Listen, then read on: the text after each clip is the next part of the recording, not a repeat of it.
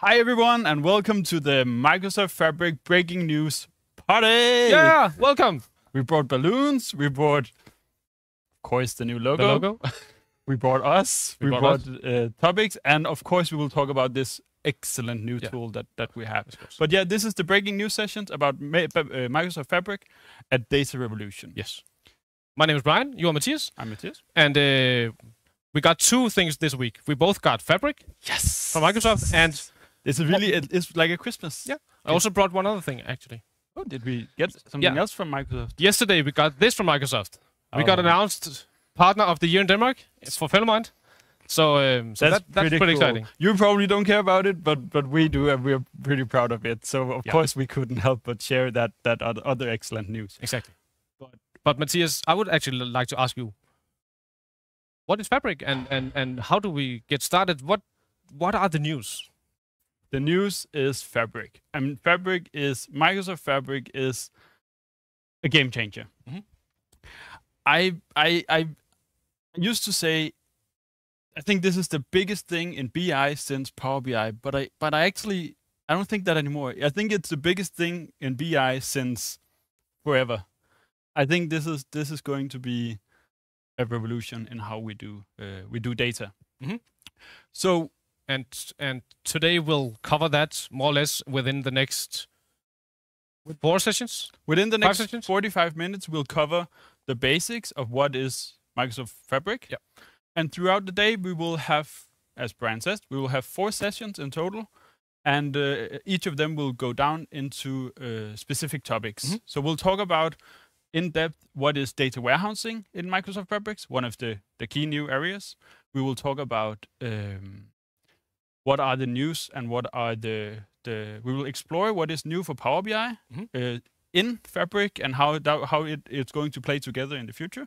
And finally, we'll talk about something that is, to me, very important, and that is how we as organizations should think about Microsoft Fabric beyond the technology and the tools and the new cool gadgets.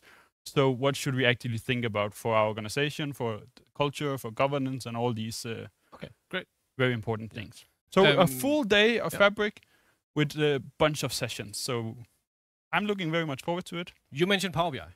I mentioned Power BI. And I have seen the portal for Fabric, and that portal looks a lot like the Power BI user experience. Yes. So what will happen to Power BI after Fabric? I'm glad you asked. And I brought a little slide to show what will happen to Power BI. I will say nothing. And that is, of course, a truth of needs a bit of modification, because yes, we're getting some new icons. There's a brushed up UI, but the Power BI we know and trust and enjoy is still there, and we can still use it. So anything we already built will still work, will still function as it already did. I can still use my Power BI desktop, deploy it to the workspace, and leverage the Power BI experience as I could last week. Yes. Okay. And all your skills, competences, know-how, you will be able to continue using that, because the data set isn't going anywhere, the data flows isn't going anywhere, and the report isn't going anywhere. Okay. Matter of fact, it's just going to be expanded upon.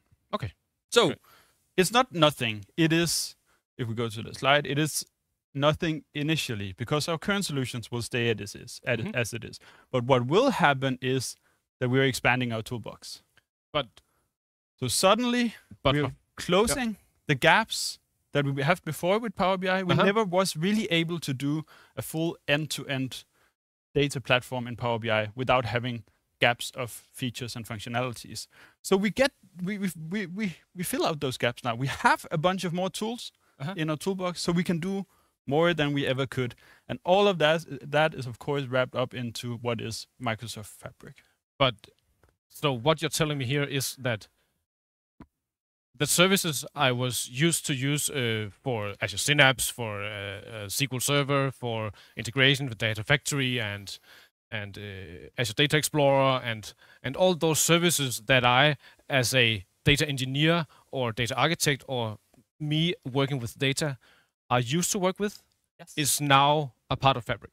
Yes, it's a part of Fabric. So there is actually, perhaps I'm pushing the limit here, but there's nothing. I know there are great news, but the services inside Fabric are services that if I'm a data engineer, used to work with. Yes. Okay. So there are a few things here and there where there are some net new features to all of these these areas, but in the general terms, the features will now be available in a software as a service platform within Microsoft Fabric. Great. Meaning that you will be able to do the same thing you always did. There's not really much news for you either. So if we look at the complete stack of what we had to do with Azure Synapse to cover all these areas beforehand, we had to make sure we got the core Azure working. We had a service management layer to make sure we had the right landing zones, policies, and everything around that.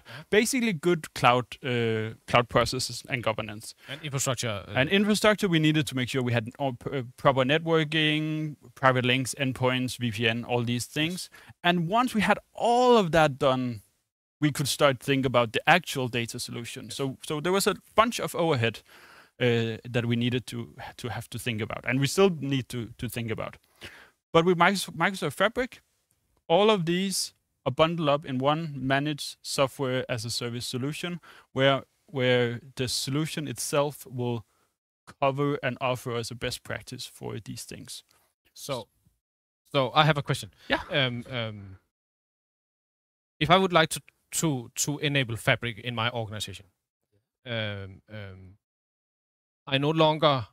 No, let me rephrase. If I would like to start a data platform in my organization, yes. Prior I had to contact my infrastructure team, my IT department, and perhaps other people inside my organization to get the entire data platform up and running before I could start coding and ingest data. Exactly.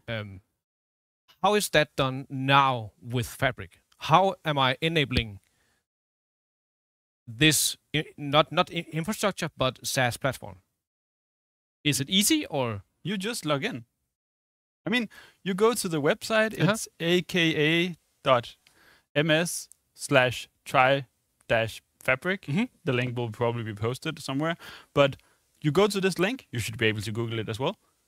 Then you sign up for a trial, and everything is there for you to use right off the box. You don't need to configure anything. You don't need to set up anything. You don't need to spin up any Azure resources. You just need to log in. So I could be up and running within 5 minutes, or I would argue and say you could be up and running in 1 minute. In a matter of seconds. A matter of seconds even. And given that, then perhaps it is a matter of contacting my Power BI administrator and have them enabling Fabric inside my Power BI workspace. Absolutely. So enable Fabric and you'll be ready to get going. So yeah, grab that Power BI administrator, which will probably become a Fabric administrator in the future or something like that. Yeah. Okay. I want to go back for you because you had a good point. Yeah. You said, but we already did this in the cloud, and we had a bit more control there. We could fine-tune things, and we still can do that. So of course, if we need that fine-tuning, if we need to do it in the cloud, we can still do that. Microsoft Fabric is also a public preview product. It's from today, so you can all try it today, but it's not supported. It's not general availability. We should not use it for production cases yet. But the beauty is that because all of the tools in Fabric are known and familiar, we will just be able to kind of take what we built in Azure and should be able to build it in a similar manner in Fabric. So if we wanted to get started today or in a month, and we need something in production in maybe 3 months, 4 months, I don't know, we probably should just start in Synapse as we always would have. Okay. And then we can always think about porting it later. So it actually creates a lot of flexibility that it's the same known tools. So what you're saying is, if I've developed a data pipeline or a data factory orchestration, that would be in perhaps not with a click of a button, but it will be deployable or purgeable to the Fabric. It's the same similar functionality. Oh, yes. Okay. And we will have critics today, and probably one of you watching is also skeptical about this. And skepticism is fine, it's natural.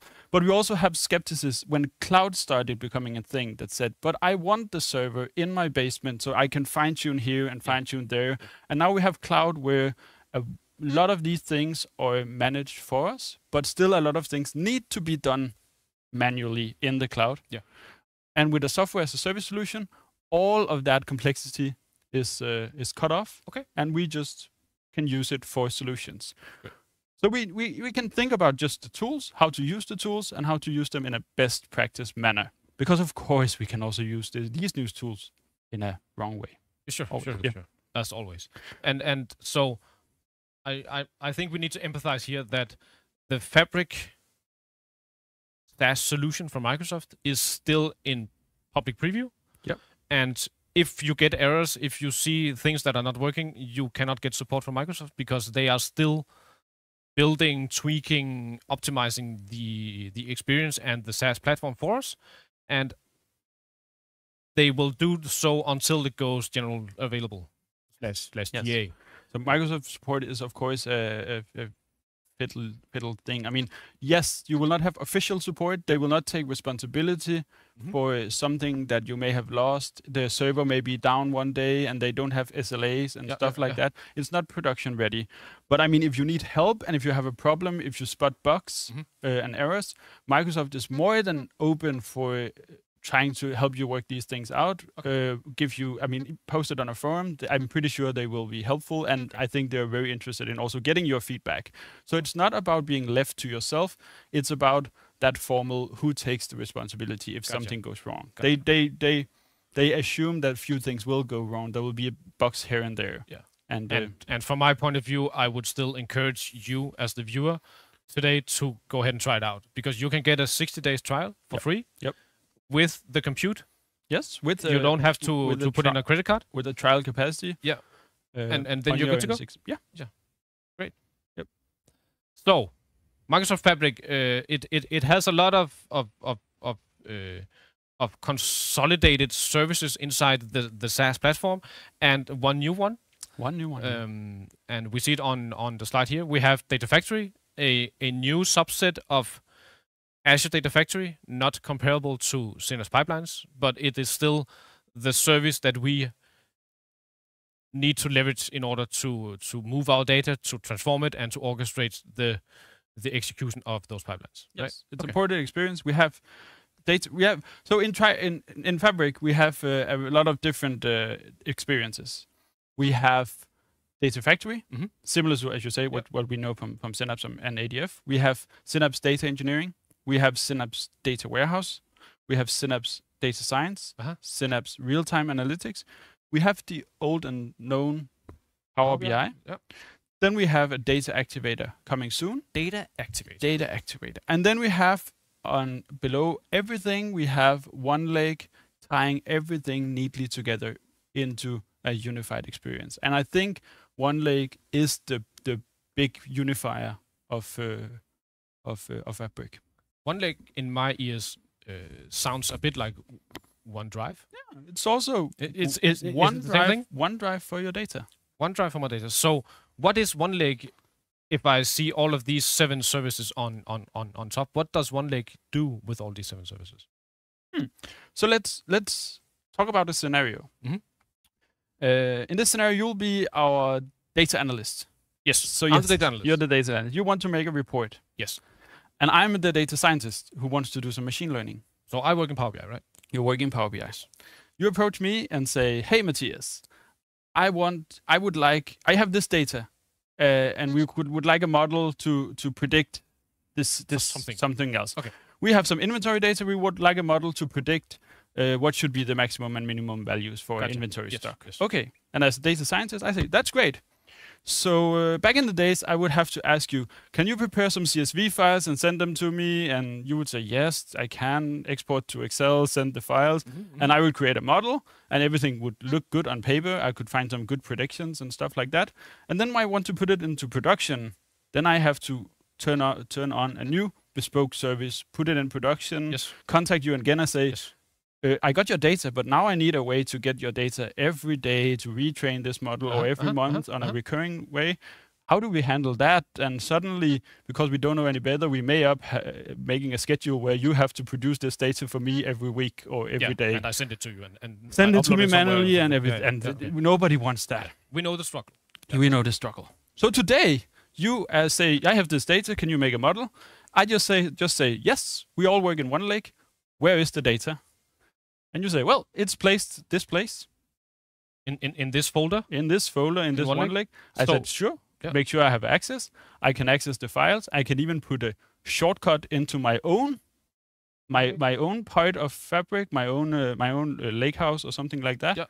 Shortcut into your data. Now I can use it for my experiments. I can use it for creating my actual models.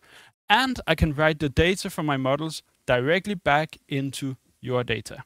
So not only do you have direct access to my result without us having to do all this bunch of extra work, but you also have access to my results the second that they're created and automatically propagated into all your reports without you having to do anything or me having to do anything. So OneLake, as I hear you say it, is a consolidated capacity or storage for leveraging, storing, sharing, working with data throughout the organization. One point of entry for data sharing and one point of entry for data manipulation, right? Absolutely. Okay, great. It's a big platform for enabling us to collaborate across all data roles. So data warehouse developers, data engineers, data administrators, data scientists, and data analysts, and probably 100 of other data roles we can come up with, will now, with OneLake, be able to collaborate seamlessly, easy, and in one unified platform, and never have to think about schedules of sending CSV files back and forth and missing some and stuff like that. Okay. One platform. So, one experience. And if I need to share data between my organizational units or perhaps outside the organization, do we then need to agree on a data format, or is Microsoft helping us in some way to say, okay, we as Microsoft are now giving you this service, we are doing this for you? Yes. So the only way that the whole idea of OneLake is possible is that Microsoft is unifying on one format, one file format, the Delta Parquet format, which is an open source, open format that will be used across all the experiences at all of OneLake. So we can use it with Power BI, we can use it with our machine learning modeling, we can use it in notebooks, in our data warehouse, we can even do SQL or SQL on that data, but it's all stored in the Delta Parquet format. So all of these 7 services will be able to read and write, standardize on Delta format, be able to read and write, and everything. Yeah. And then I also know that if I upload a CSV file to my OneLake, it is a very, very easy. Perhaps we will see that in a later demo. I don't know, but or else we can share it later. It is very, very easy to click on that file, convert it to a Delta file, and then the OneLake or the services inside Fabric will convert that CSV file to a Delta Parquet file and store it where it is needed to be stored and to be shared for other services or outside the organization. Absolutely. Great. Absolutely. And I said before it was an open format. Yeah. And that sometimes can, that sounds good and all, but this actually means that if you have a different product, if you have a different service outside of Microsoft Fabric, that you just need to make your organization work, you need to improve your business. It's just a critical tool. It just needs to be able to read Delta Parquet, which is an open source, very, very much commonly used format. It's used between all the cloud providers. It's used in everything data lake-wise. They just need to be able to use that format. Then they'll be able to reach the OneLake folders and use the files from the get-go. So not only are we standardizing our tools within Microsoft, Microsoft Fabric is actually standardizing and unifying and creating this kind of a beating heart in our data platform that unifies all of the services, even outside of their own ecosystem. Okay, great. But so we create something in Fabric and we can use it everywhere. We create something someplace else and we can add it to Fabric. And when you say that, the first thing that comes to my mind is, what about security? What about if I share my OneLake, will I then share the entire entity of OneLake with all the data? And how do I lock that down in order not to be compromised? And this is one of the questions that we'll also go a bit more in depth with in our fourth session of today, where we talk about the data-driven organization, The end-to-end and end-to-end pipelines and everything around security and governance and stuff like that. The short answer is we don't know for sure yet. Right now, it's a preview, so there are some limitations in these areas, but I'm pretty sure that Microsoft is working hard on. I mean, of course, to work as a unified platform, the security will be unified as well. It needs to be there. It needs to be there. Sure. Okay. Gotcha. So should we see what each of these 7 services consist of? Perhaps? Yeah. I talked briefly about the Data Factory service. Move, transform, store, orchestrate your data movement on a daily basis, and execute the data movement on a daily basis, right? Gotcha. And but the Data Factory is consisting of the data pipeline, which we know from Data Factory and from Synapse pipelines, if you have seen that one. And it will also consist of a new optimized or reconfigured, rewritten data flow. Yes. Called Data Flow Gen 2. Yes. And data flow, from my understand, is the Power Query / M engine that we are used to work with inside Power BI and inside the Power BI portal for data flows. Is that the same thing here? So to go back a bit, if Microsoft this year at Build had announced only, and it's such a small component, but only Data Flows Gen 2, I would already with that be up in the air, happy about what we're getting. Okay. Because sounds interesting. Data Flow Gen 2 solves one big limitation in the current form of data flow. It is we're able to do all these transformations. We're able to clean our data, do quality checks, stuff like that. Using Power Query. Using Power Query or an M code. But with Data Flow Gen 2, we get one important added ability, and that's the ability to write that data back to a SQL server, a SQL database, or the one lake house in one lake. The one lake, okay. And even so Data Flows does not. Yes, it can still write data to a data lake as we used to. But it will also now be able to write to a SQL server. So you say to the one lake. Yes, so you say write data to data lake as we used to, but that's kind of a hack. I mean, I know. You need to set up a bunch of elaborate settings in your workspace, and then you could sync your data flows to a data lake. But the truth is that for 9 out of 10 organizations, this is not something that is part of their toolbox. They don't know or they don't utilize this. So for most of them, they just were never able to save that data to any storage. Of course, they could if they found someone who knew these inner workings and knew the way around. But even that is cumbersome and complex.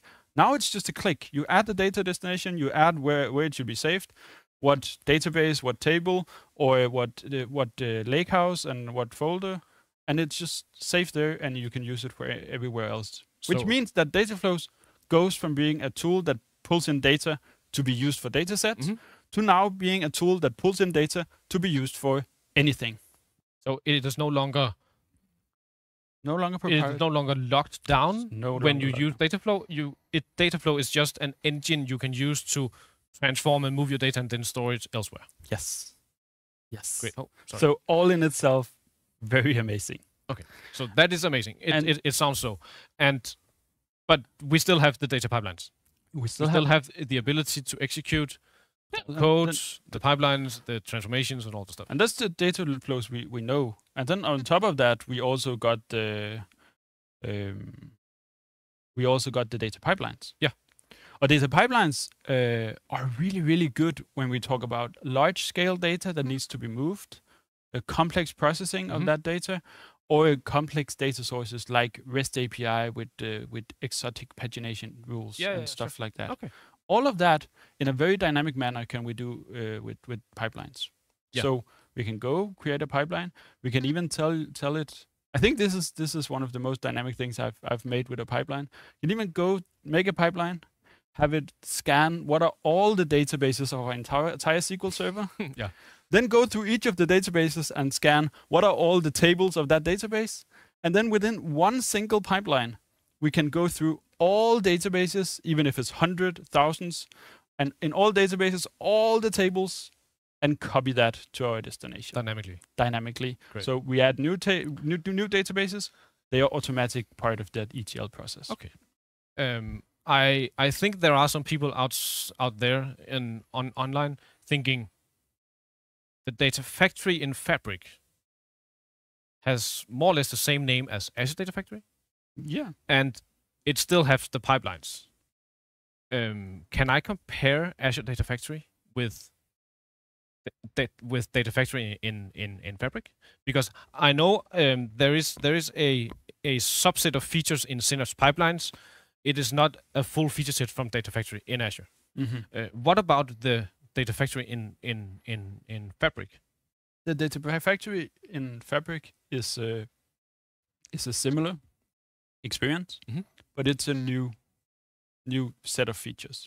It's the same way of working. It's the same pipeline. It's the same copy activities. It's the same known and tried features, but for feature parity, it is a new own set of features. Okay. There may be new things in Data Factory in Fabric that are not in Synapse or in ADF, and one of them are there already today. You can store your data to a lakehouse in your OneLake. Yeah, this is a net new thing in Data Factory in Fabric, and there's probably already also something you cannot do in Data Factory in Fabric Data Factory that you can do in Synapse pipelines. Stuff like that. Okay, gotcha. One of the examples is in Data Factory in Fabric, we don't use linked services anymore as we do in the Azure version. Yep. We use the data sources that we know from Power BI. So there's a new terminology, but also a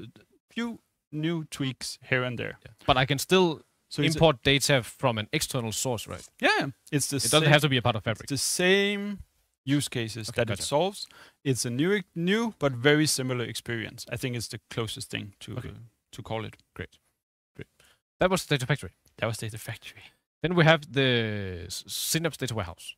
Is that the I'm about to say old Synapse Data Warehouse because Synapse is not that old, but is it the Synapse Data Warehouse just in Fabric? Is it the Synapse Data Warehouse? No. Okay. It's not. It's not. But so I have new features? No, but just think about it for a second. With Synapse Data Warehouse, I get the name confusing. This is the data warehouse in Fabric. Okay. It's just Microsoft Fabric Synapse Data Warehouse. This is the experience name. But the data warehouse, imagine this. We can now make a data warehouse in our online software as a service. The service that before was Power BI, now it's Fabric. Yep. In that service, we can now make a data warehouse. We don't need a server in our basement. We don't need an Azure SQL cloud server. We don't need a Synapse cloud. We don't need a database to create a data warehouse because we now got all these SQL, SQL capabilities inside of Fabric, inside the data warehouse storage artifact. Great. And to my knowledge, then the Synapse Data Warehouse is more or less automatically applied to my OneLake, and I can with a few clicks of what I have tested, I can access my OneLake, I can transform my data, and then at the top right corner, I think it is right now in the UI, I can switch to my SQL endpoint, and then I'm actually diverted into my Synapse Data Warehouse with the actual tables I have made in Delta Parquet format are now attached as tables on the SQL Server. It's kind of magic. It's a little bit of magic because what we have another magic later, but it's kind of magic because what we have is that it has everything we need and want from a SQL database. Yeah, but it's actually not a SQL database. It's still living. It's living on OneLake. Yeah. So it's a tool on top of data lake files, working with them on them as if they were SQL tables. So I can. It is just a. Perhaps I'm simplifying too much, but it is a matter of enabling me to write SQL code towards my Delta files. Yes, but more than that, to run stored procedures, to create views, to do everything you want in an actual SQL-based data warehouse. You can do this in the new Fabric data warehouse. But you still get all the advantages of the common file format, of the data lake storage, and the flexibility with that. Great. Yep. So to sum it up, we can actually build an actual data warehouse in, I want to say in Power BI, but in Fabric. Yeah. Okay, great. And this is something we as architects and consultants and engineers has been working on with Synapse for a lot of time, trying to make a solution where we can store it in a data lake, but query it with SQL. We had tools to help us with that, but doing it with one click and then you have an object that just does it for us. That's the magic part, if you ask me. Okay, but no data warehouse without data engineering.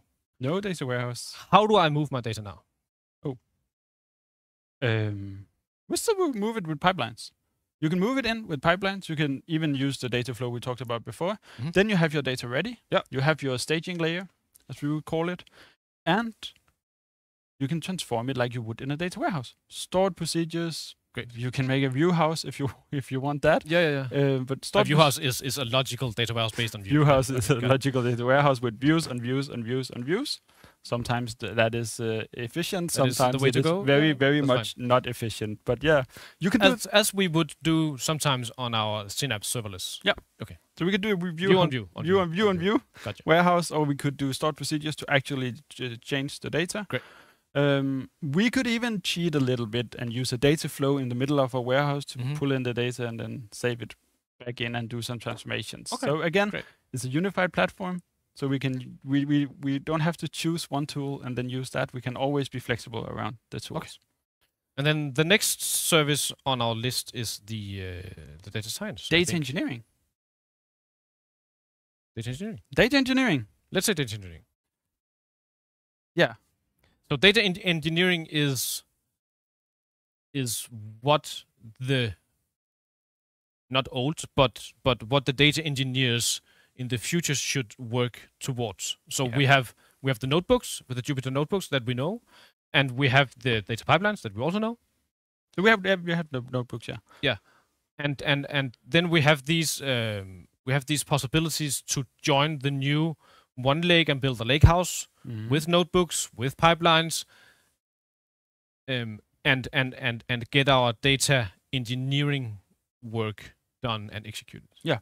So what we can do with data engineering that we may not be able to with just a data warehouse is we can do actual code first programming with our data. Great. So in a lot of other areas around Power BI or Fabric, we may prefer low code, no code tools because they do enable us to use less tech trained people to enable business people to actually do what they need to get done and not be relying on technical manpower or IT department. Okay.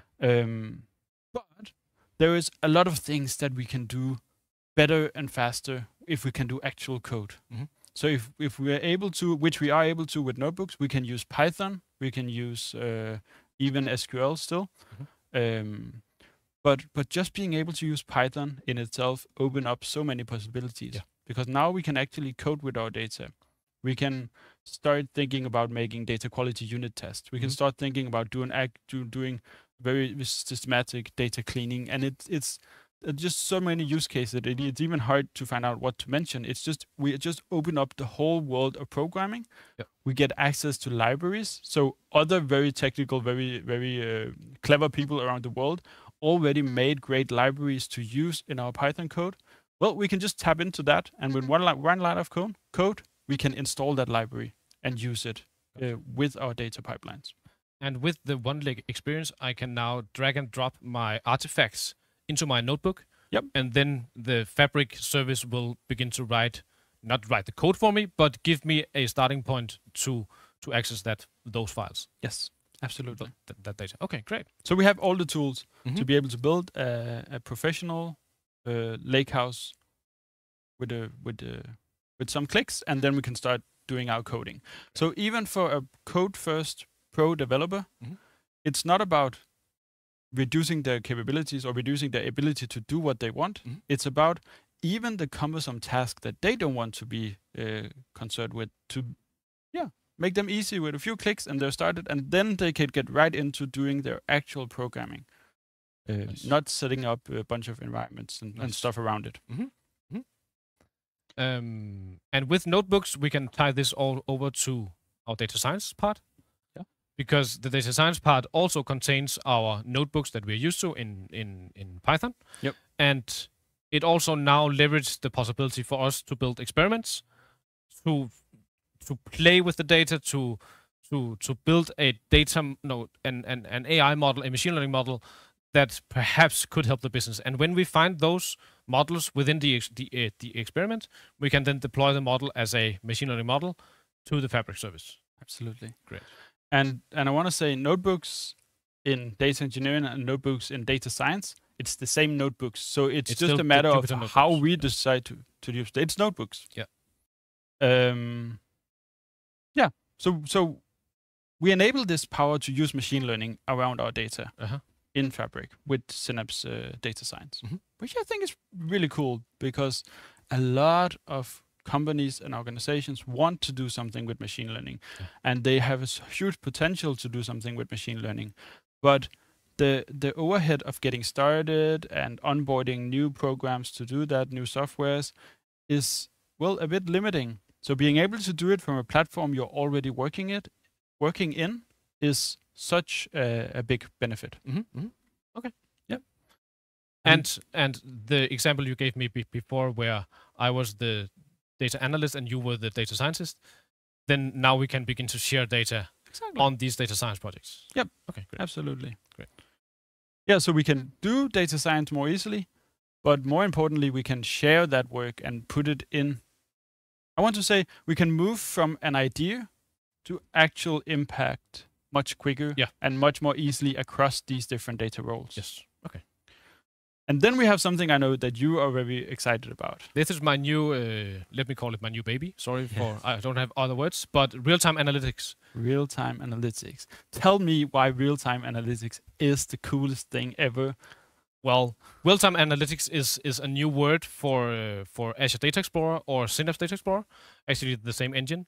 It is the Custo engine beneath it, and the real-time analytics inside Fabric is now leveraging the possibility for the business to have a one point of entry for their IoT devices, for their telemetry, for their it has another name called immutable data. The data that cannot be changed historically, and it is just flowing in from an IoT device like a temperature sensor or a pressure sensor or the weather forecast or something like that. And then based on those incoming data, we can now very quickly, once it has been stored in the KQL database, the Custo database, we can then begin to build insights on, let me call it, near real-time analytics, because what is real-time? We will also we will always have a small lag of when data comes in and then it needs to be stored, and then we can work with it. But the real-time analytics is now leveraging the ADX Azure Data Explorer / Synapse Data Explorer experience within the Fabric service, and we no longer have to spin up at least 2 virtual machines to start our Custo cluster. Cool. Yeah, that is pretty cool. And in addition to that, we get a brand new service, as I see it, called Event Stream. Nice. The Event Stream service is a, I would say, no-code solution for streaming data from several sources, handle them centrally, and then store them where you would like to store them. Perhaps one place or several places with the same data. You can store it in a Custo database, and then you have the data live to do Custo query on it. Yeah. And you can store it in the lakehouse directly with one click. That sounds really powerful and really fancy and really complex. So what kind of skills do I need to build this in Event Stream? You need to be able to click the mouse with your pointy finger, and then just know what you need to do. Okay. Because defining a source is very, very easy. Transforming the data is a matter of leveraging the UI. The UI helps you a lot. You can do aggregations, you can do sorting, you can do merging, you can do filtering. And then defining a new destination is a matter of, on the slide we just saw before, hitting the plus sign on both left and right. Left is new source, right is new destination, and then you get guided towards where would you like to store your data. Wow. So what if I have some solar panels on my house? Just Sure. me as a private person. Sure. Could I do I need programming? Do I need something?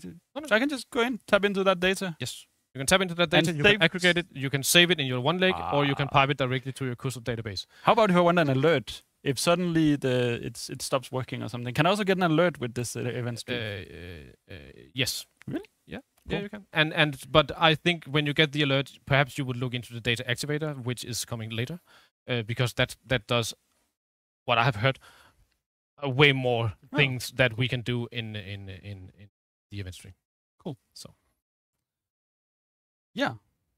And then we have the last bit here. We also have, we talked about all these Synapse experiences. So what we used to be able to do in Synapse, we can now do in Fabric. Yeah. So what about Power BI? Power BI. What's new? What's new in Power BI? I think is an interesting thing to talk about. So in a few hours, 2 hours from now, we will have a guest from Microsoft who will help us explore exactly that. What is new within Power BI? And it is not just any guest, right? It's not just any guest. One it's from the Lars Power Andersen, BI CAT team. Senior Program Manager from the CAT team, the Customer Advisory team. In Power BI. So if you're a really big organization, you really need the big guns in anything related to Power BI, Lars is who you call. Is the guy. Exactly. Yeah.